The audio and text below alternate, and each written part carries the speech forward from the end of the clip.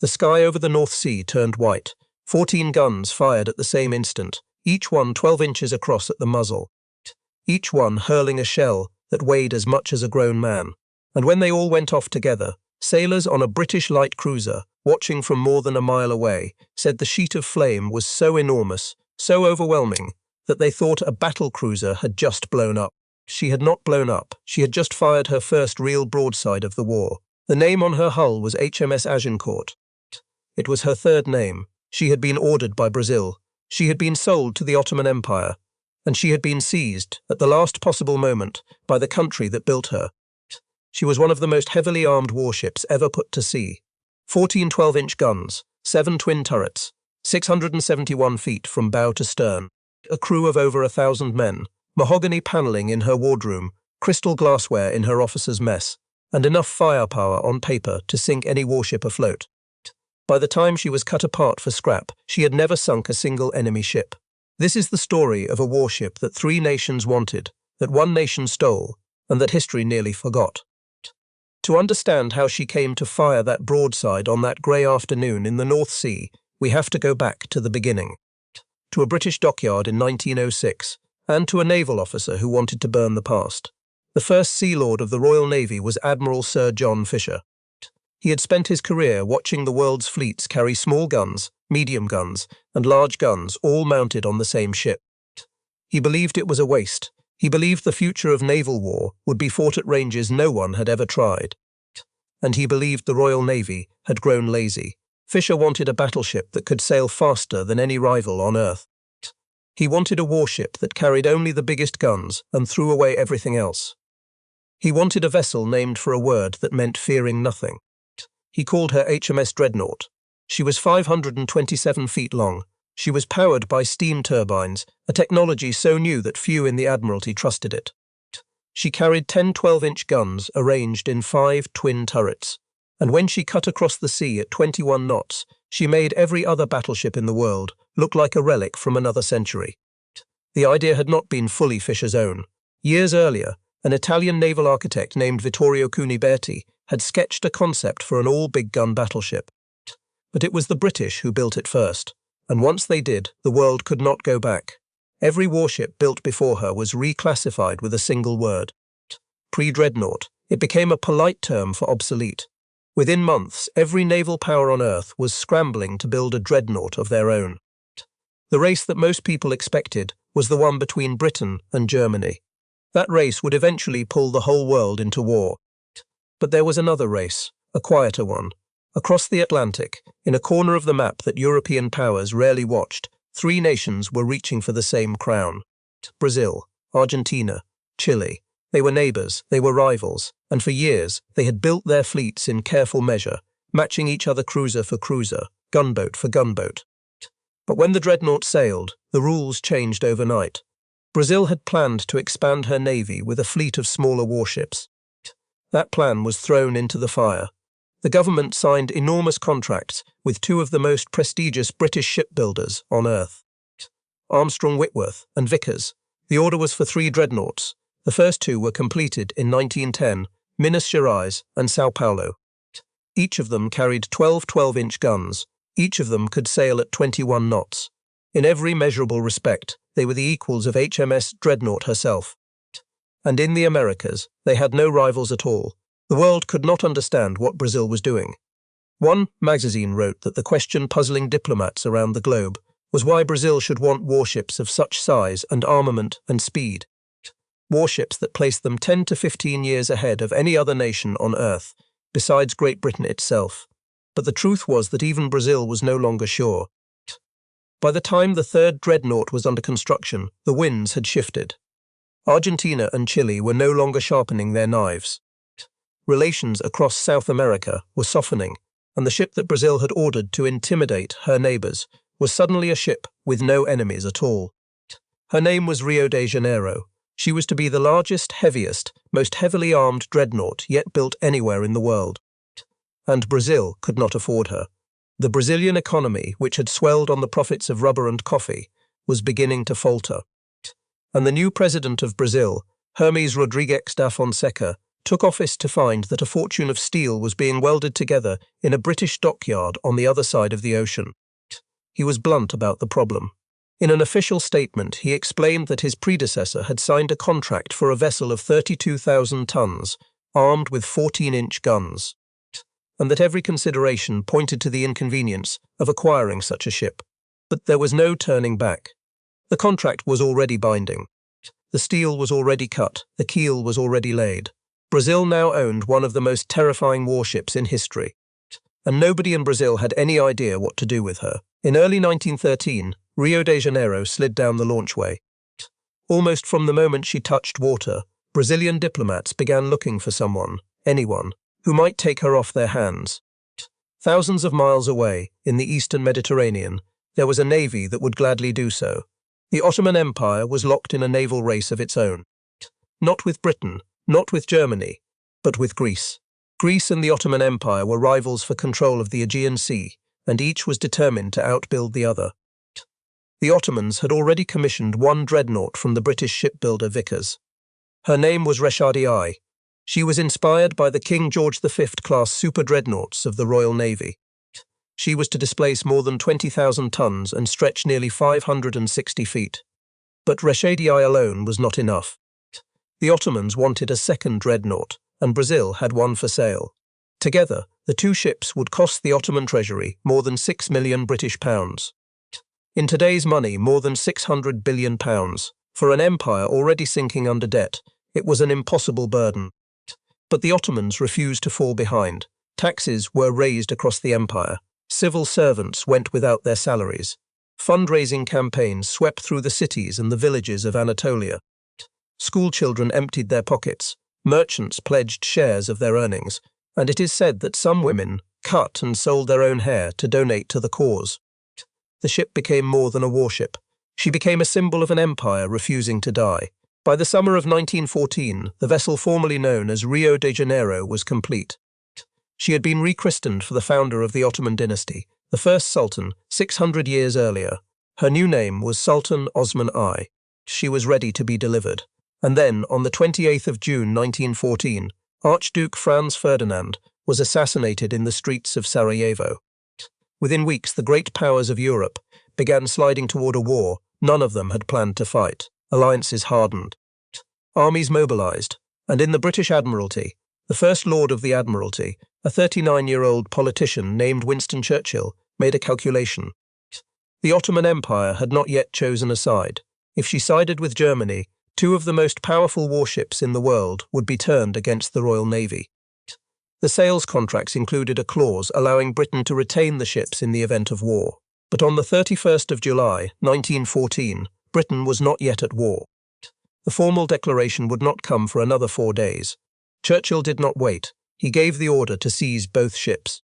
A crew of about 500 Ottoman sailors was already sailing toward England to take possession of Sultan Osman I.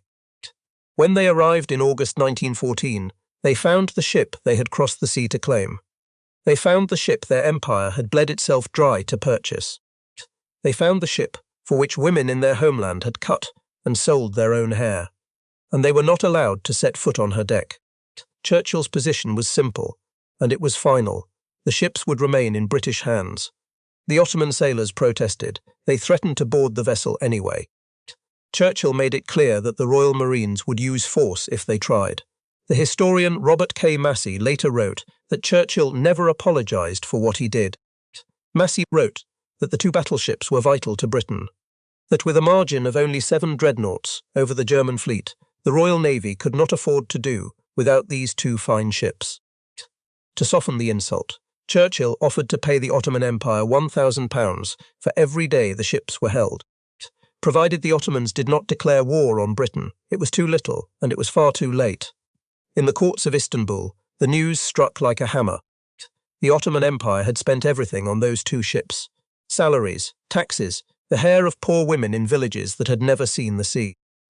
And the British had taken the ships without firing a shot. Some historians believe that this insult was one of the reasons the Ottoman Empire soon threw in her lot with Germany. Others argue the alliance was already in motion behind closed doors. What is not disputed is that in October 1914, Ottoman warships fired on Russian ports in the Black Sea. And within weeks, the Ottoman Empire was at war with Britain. Britain had gained a new enemy, but Britain had also gained 2 new dreadnoughts. The larger of the 2 was rechristened for a British victory 5 centuries earlier, when English longbowmen had cut down the flower of French chivalry on a muddy field in northern France. Her new name was HMS Agincourt, and her real story was only just beginning. The men who first walked her decks in September of 1914 did not know what to make of her. They came aboard in their British uniforms, saluted the white ensign flying at her stern, and then stopped in confusion. Because the signs painted on her bulkheads were not in English, they were in Portuguese. She had been ordered by Brazil. She had been sold to the Ottomans, and now, in the 3rd month of the greatest war the world had ever seen, she flew a British flag. But no one had thought to repaint her signs. Sailors wandered corridors and could not read the labels above the doors. Damage control parties, trained on equipment marked in a language none of them spoke. Officers stood on the bridge and gave orders to men who were still trying to figure out which passageway led to their own bunks. She was, in every technical sense, the most heavily armed dreadnought in the world, and she could not tell her own crew where the ammunition was stored. Her name now was HMS Agincourt. She was 671 feet long from bow to stern, longer than nearly every other capital ship in the Royal Navy. Her 4 Parsons steam turbines produced over 40,000 shaft horsepower and could drive her through the ocean at more than 22 knots. Her coal bunkers held 3,200 tons of coal, enough to carry her deep into enemy waters and still make the run home. And her guns. Her guns were the reason she existed. 14 12-inch guns, 45 calibers long, arranged in 7 twin turrets down her centerline. It was the most main battery guns ever mounted on a dreadnought. The Royal Navy's usual system for naming turrets ran out of letters at 4. Agincourt had 7, and so her crews, with the dry humour of men working aboard the strangest ship in the fleet, gave the turrets their own names. Sunday, Monday, Tuesday, Wednesday, Thursday, Friday, Saturday, 7 turrets, 7 days of the week. In the official records, they were simply numbered 1 through 7. But among the men who loaded them and fired them, they were the days of the week, and they always would be. There was another quiet problem, one that would matter far more at the moment of decision than any rumoured curse. She had been built for a foreign customer, and the most sensitive fire control technology in the Royal Navy, the Dryer Fire Control Table, had been considered too secret to install on a ship that was originally destined for the Brazilian and then the Ottoman navies. When Britain seized her, the Dryer Table had not been fitted. She would enter combat as perhaps the only British dreadnought at Jutland without the most modern gunnery computer in the fleet. She would be firing more guns than any of her sisters, and aiming them by older methods. When she fired a full broadside, the shock was expected to be so violent that a rumour spread through the fleet almost from the moment she was commissioned. The rumour said that if Agincourt ever fired every gun at once, the recoil would tear her in half. Below the main deck, she carried 18 6-inch guns for defence against destroyers, 10 3-inch quick-firing guns to fight off torpedo boats, and 3 submerged torpedo tubes waiting for anything foolish enough to come close. On paper, she was the deadliest thing afloat. In practice, she was a stranger to the fleet. Her interior had been fitted for a sultan. The corridors gleamed with mahogany panelling. Crystal glassware sat in racks in the officers' mess. Ottoman-style chandeliers hung above wardroom ceilings that no British sailor had ever expected to see on a warship. Old hands in the Royal Navy looked at the polished wood and the crystal and gave her a nickname that stuck for the rest of her life. They called her the Gin Palace. There was another problem, one the Admiralty tried not to talk about. She was so large and her crew so unfinished that Britain had to fill her ranks with almost anyone who could be found. Career sailors, new recruits, merchant seamen brought in from the civilian trades. A legend later grew up around her lower deck, told and retold in the years after the war, that some of her crew had been pardoned convicts, men handed a uniform in exchange for their release. Whether the story is true in every particular is disputed by historians. What is not disputed is that Agincourt was crewed by an assortment of men more unusual than any other capital ship in the Royal Navy. She had no dedicated anchorage. She had a crew of over 1,000 men, some of whom had never been to sea. and she had guns that no one had yet dared to fire all at once. On the 7th of September 1914, she was officially added to the Royal Navy's 4th Battle Squadron and sent out to sea. She did not steam out to hunt the enemy. She steamed out because the Admiralty was afraid to leave her in port. German submarines were beginning to prowl the North Sea, and a stationary dreadnought at a fixed anchorage was too easy a target. Better to keep her moving, better to send her out to war before she was ready, than to lose her before she had fired a shot. But then the second problem revealed itself. She could not fire properly. During her gunnery trials, her newly installed electrical firing system, meant to coordinate the enormous broadside, began to malfunction. Guns that were supposed to fire together fired at different moments, or did not fire at all. Worse still, her ammunition handling gear failed. A device called the churn lever had been installed to speed up the loading of her shells. When it was tested under load, the lever snapped.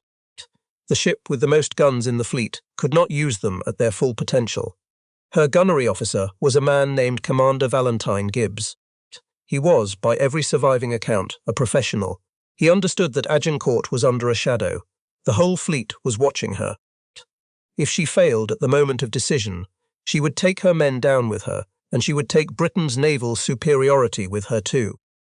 Gibbs drilled his crew every hour he could. He ran sub-caliber exercises, small practice charges fired through the barrels of the great 12-inch guns. But even in practice, rarely more than 4 of the 14 guns were fired at once. The reason was the rumour. The old superstition, the whisper that would not die. If Agincourt ever fired her full broadside, she would tear herself apart. The men who served her did not entirely believe it, but they did not entirely disbelieve it either, and so the greatest battery in the Royal Navy stayed silent, one section at a time. She spent her first year of war in a strange half-life. She shadowed the Grand Fleet as it patrolled the North Sea. She joined decoy operations, sailing openly across the water to tempt the German high seas fleet into leaving port. She was bait. She was a scarecrow. She was a warning. She was almost everything except a warship in combat. The fear of what could go wrong was reinforced in November of 1914, half a world away. Off the coast of Chile, a British squadron ran into a German force at the Battle of Coronel. Within a couple of hours, 2 British armoured cruisers, HMS Good Hope and HMS Monmouth, were on the bottom of the Pacific with all hands. A light cruiser, HMS Glasgow, took hits but managed to escape into the night. The German losses amounted to 3 wounded sailors. The Royal Navy's margin of superiority in dreadnoughts was, at that moment, only 7 ships. One battle involving capital ships going the wrong way could erase that margin overnight. The Admiralty could not afford a mistake with Agincourt, and so month after month she patrolled. Her men slept in cramped quarters. They ate in a mess hall panelled in mahogany that reminded them every day that the ship had not been built for them. Morale began to drain. The men had joined the Royal Navy to fight. Instead, they were sailing in slow circles around the North Sea aboard a floating rumour.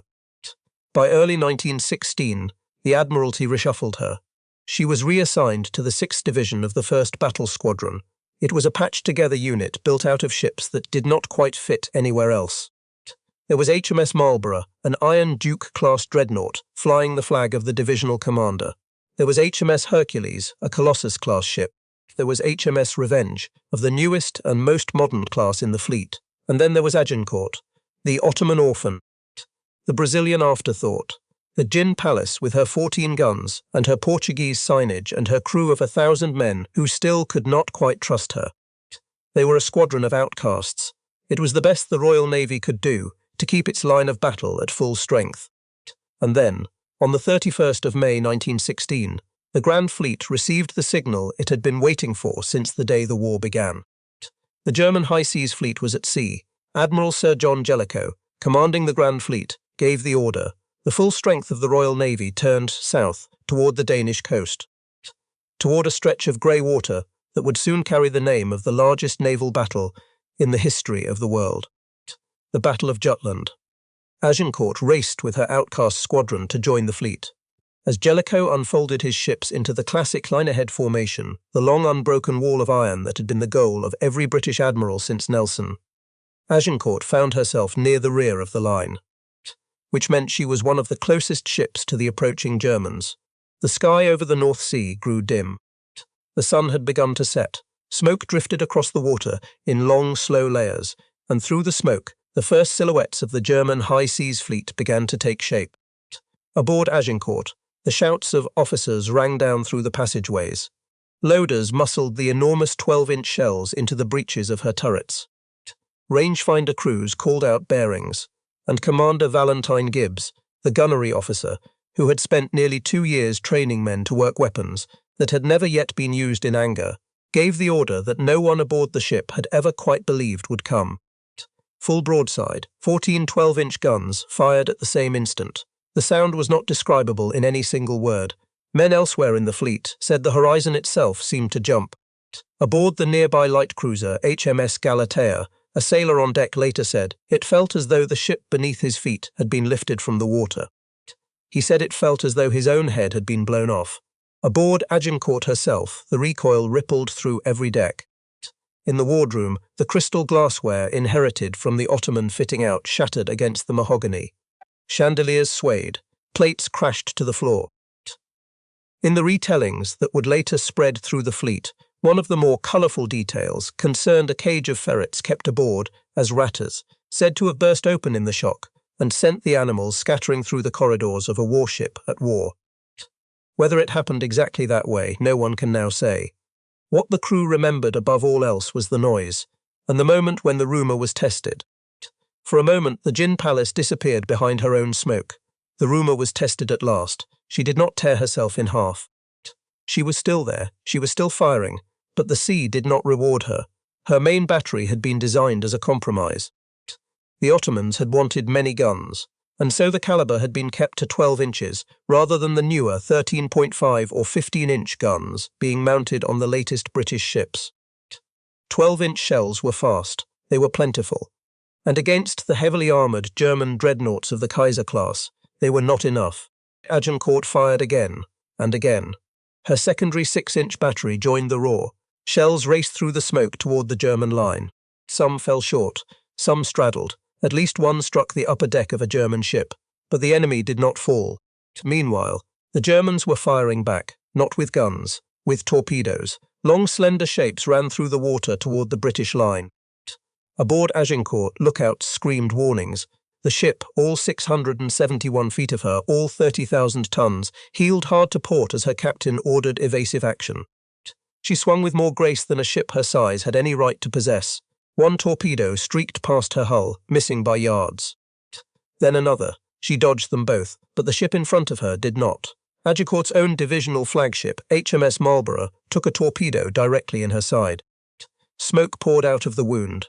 Marlborough began to list, and the men aboard Agincourt could only watch, still at their gun mounts, still holding the line, as their flagship staggered. Marlborough did not sink, but her speed collapsed, and the 6th Division of the 1st Battle Squadron now had a wounded flagship to protect. Through a break in the mist, another silhouette appeared, a German Kaiser-class battleship, cutting across the water. Agincourt swung her guns and fired. One shell smashed into the enemy's upper deck, another exploded so close alongside that spray from the near miss drenched the German steel. For an instant, it looked as though Agincourt had drawn her first blood. Then the mist closed again. The Kaiser-class ship vanished. Agincourt could not give chase. Her duty was no longer to hunt. Her duty was to protect the crippled Marlborough, to slow the entire division to the pace of her wounded flagship, to keep her in the safety of the formation. And as night fell across the North Sea, the 6th Division fell behind. The main body of the Grand Fleet steamed on into the darkness. Agincourt and her outcast squadron drifted farther and farther behind, alone in the black water, with only the glow of distant gunfire on the horizon to remind them that they were still in a battle at all. The men stood at their posts through the night. Every shadow on the water could be a torpedo boat. Every shape in the mist could be a German battleship coming to finish what the day had begun. And then in the low light they saw a ship. It moved silently alongside their formation, running roughly parallel, close enough to see, too far to identify. Its outline in the darkness could have been British or German. Aboard Marlborough, the gunnery officer stood beside his firing lever. He asked for permission to open fire. The captain hesitated. It might be one of theirs. The same argument played out aboard Agincourt. Her gunners tracked the mystery ship. Her officers waited for an order. and the order did not come. The silhouette slid past them, unhurried, oblivious. Or perhaps only pretending to be, and then it disappeared back into the mist. Only later would the crews of the 6th Division learn what they had let go. It was the German battlecruiser HMS Seydlitz. She had been hammered by British gunfire earlier that afternoon. She was flooded forward, low in the water, barely able to steam. She had passed within point-blank range of a British squadron, carrying more heavy guns than any other unit in the Royal Navy. And no one had fired. The gunnery officer of HMS Marlborough would later say, in words that summed up everything about that long dark night, that what he should have done was open fire, blow the ship out of the water, and then say sorry afterward. He did not. At dawn, the Battle of Jutland was effectively over. The German fleet had slipped back toward its home ports. The Grand Fleet held the field. By the 2nd of June, Agincourt returned to the sheltered anchorage of Scapa Flow. The accounting was done. She had fired 144 12-inch shells and 11 6-inch shells over the course of the greatest naval battle in history. She had sunk nothing. Britain's most heavily armed Dreadnought had proven, at the moment of decision, to be less a weapon than a warning. Her guns were too small in caliber to break German armour. Her rate of fire had been slowed by the very rumour of her own destruction. And her greatest chance for glory had slid past her in the dark, and no one aboard had felt certain enough to pull the trigger. She sailed back to Scapa Flow with her crew alive, with her hull intact, with her 14 barrels still standing above her decks, and with the truth that no one in the Royal Navy wanted to say out loud. The Gin Palace was a bluff. After Jutland, the Royal Navy quietly changed its mind about her. She was still the most heavily armed dreadnought in the fleet. She still carried more main battery guns than any other capital ship afloat. Her silhouette on the horizon, with those 7 turrets stretching from bow to stern, was still one of the most intimidating sights the sea had ever produced. But the men who ran the war knew what she had done at Jutland, and they knew what she had not done. She was not sent forward again. For the rest of the war, Agincourt was assigned to the kind of duty that keeps a ship busy, without ever putting her back in front of the enemy. She escorted convoys, she patrolled open water, she steamed in slow circles across the North Sea, while smaller and less famous ships did the fighting. Her role was reduced to a single word: deterrent. The Admiralty understood something that the propaganda posters could not say out loud.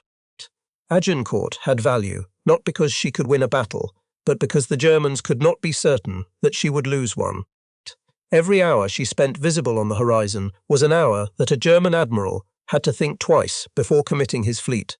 Her guns did not have to fire, they only had to exist. She had been built to dominate the sea. She ended the war holding the sea by digestion. For her crew, the years that followed Jutland were long and grey. The mahogany panelling in her wardroom lost its shine. The chandeliers still hung above the officers' mess, but the men who ate beneath them had stopped noticing. Career sailors served their time and rotated off. New recruits came aboard and learned the passageways from the labels that, in some corners of the ship, were still written in Portuguese. She had been born for one purpose. She spent the last 2 years of the war doing something else, and then, on the 21st of November 1918, she was called to a rendezvous that no one in the Royal Navy would ever forget. The war had ended 11 days earlier. The guns had gone silent across Europe. The German High Seas Fleet, which had spent most of the war hiding in its own harbours, had agreed to surrender. The rendezvous point was the Firth of Forth on the eastern coast of Scotland. Agincourt sailed as part of the 2nd Battle Squadron. She took her place in a long line of British capital ships, arranged in 2 enormous parallel columns, waiting, and out of the mist to the east they came. 9 German dreadnoughts, 5 battlecruisers, 7 light cruisers, 49 destroyers. They came in single file, unarmed, their guns pointed fore and aft, their flags still flying but their war over. The British columns closed around them like the walls of a cell.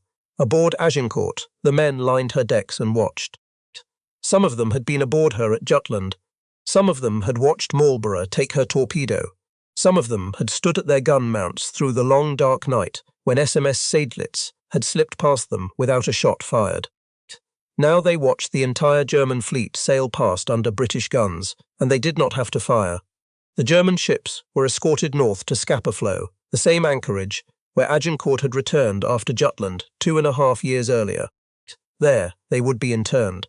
Months later, their own crews would scuttle them, rather than let them be divided as prizes among the victors. But that came later. On the 21st of November 1918, HMS Agincourt, the Gin Palace, the ship with more guns than any other dreadnought in the world, stood in the receiving line as the German high seas fleet gave itself up. She had never sunk a German warship. She was there for the surrender of every German warship that mattered. There is a particular kind of quiet that comes over a warship when the war she was built for is over. The Royal Navy felt it in the months that followed. The Grand Fleet, which at its height had been the largest and most powerful naval force in the history of the world, was suddenly a fleet with no enemy. Agincourt sat at anchor, and the Admiralty began to ask what to do with her. The first idea was to send her back. Britain approached Brazil and offered to sell Agincourt to the country that had originally ordered her. The asking price was £1 million, less than half of what the Ottomans had once paid. Brazil said no. The country had changed since 1910. The rubber boom had collapsed. The old rivalry with Argentina and Chile had cooled. And nobody in the Brazilian government wanted a warship with 7 turrets, a crew of over 1,000 men, and no battle honours to justify the enormous cost of keeping her at sea. The ship that Brazil had once fought to build was now a ship that Brazil would not take back for free. So the Royal Navy tried something else. Plans were drawn up to convert Agincourt into what the Admiralty called a fleet repair ship, a floating base of workshops and stores that could keep a squadron operational at sea. 5 of her 7 turrets were to be removed to make room for the machinery. Her guns, once the whole point of her existence, were to be cut away in the name of making her useful. She had been built to fight. She was going to be turned into a factory. Before the conversion could begin, the world changed again. In February of 1922, the great naval powers of the world signed the Washington Naval Treaty. The treaty was designed to prevent the kind of arms race that had helped drag Europe into the last war.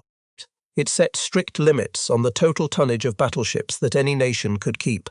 It forced the great navies to scrap ships they had spent fortunes building. Britain had to cut, and Agincourt was one of the easiest choices. She had never won a battle. She had almost no propaganda value.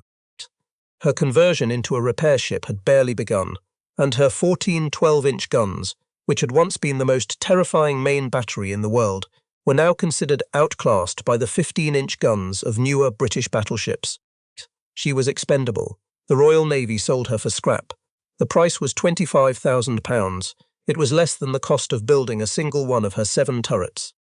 The ship for which the Ottoman Empire had raised taxes, withheld salaries, and sent its women to sell their own hair. The ship for which Brazil had signed contracts that helped bankrupt a treasury.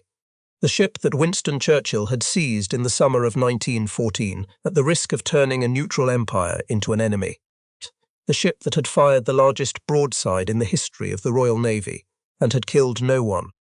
She was sold for the price of a middling townhouse. In 1924, she was towed away from her final anchorage.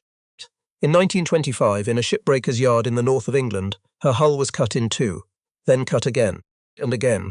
Her mahogany panelling was pried loose and hauled away. Her chandeliers came down.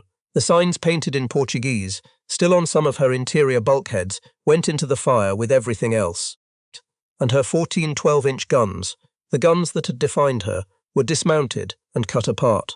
Some of the barrels, according to surviving records, were kept and later fitted to British coastal defence batteries, where they served for another generation before being scrapped in their own turn. She left almost nothing behind. There is no HMS Agincourt in the great British naval museums. There is no preserved turret. There is no monument that most people would recognise. She was not sunk in glory. She was not raised for a display. She was simply broken up, one steel plate at a time, and turned into other things. But her story is worth telling, and not for the reason her builders would have wanted. She was meant to be a symbol of national power. Instead, she became a symbol of what happens when nations reach for weapons they do not need. Brazil ordered her to intimidate rivals, who were in the end willing to make peace. The Ottoman Empire bankrupted itself to buy her, and lost her without ever placing a hand on her wheel. Britain seized her to keep her out of enemy hands, and then discovered that even in her own navy, she could not do the job her designers had promised. She had more guns than any dreadnought in history, and she never sank a single ship in battle. She was one of the most heavily armed warships ever built. And she is remembered, when she is remembered at all, as a bluff. There is one more image worth holding on to. Picture her at anchor in the Firth of Forth on that grey November day in 1918, riding easy in the water, her 7 turrets casting their long shadows across the deck. Picture the men lining her rails. Picture the German fleet coming toward her in single file, guns pointed away, engines throttled down, everything about them saying that the war was over. Picture the silence. For a moment, on that day, HMS Agincourt was exactly what her designers had promised, a warship so intimidating that nothing more needed to be said. Not one gun aboard her had to fire. That was the closest she ever came to being what she was built to be. And then, 4 years later, she was scrap. The largest broadside in the history of the Royal Navy had ended, in the end, at the price of a house. She had been called the Gin Palace. She had been called the ship that could not float without a curse. She had been called the most heavily armed dreadnought in the world. None of those names lasted. The one that did was the one no one at Vickers, or in Rio de Janeiro, or in Istanbul, or in the Admiralty had ever planned for. She was called Forgotten,